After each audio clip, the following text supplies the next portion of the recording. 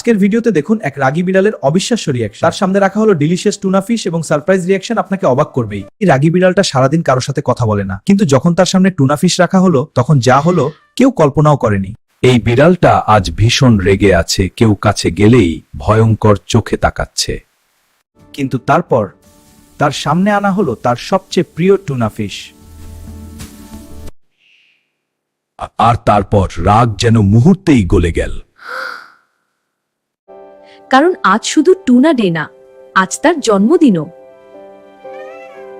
একটু ভালোবাসা আর একটি ছোট্ট সারপ্রাইজ রাগী মনকেও বদলে দিতে পারে। শেষ পর্যন্ত এই ছোট্ট জন্মদিনটাই তার পুরো দিন বদলে দিল। ভিডিওটি ভালো লাগলে লাইক করুন, কমেন্ট করে জানান আপনার বিড়ালের ফেভারিট ফুড কি।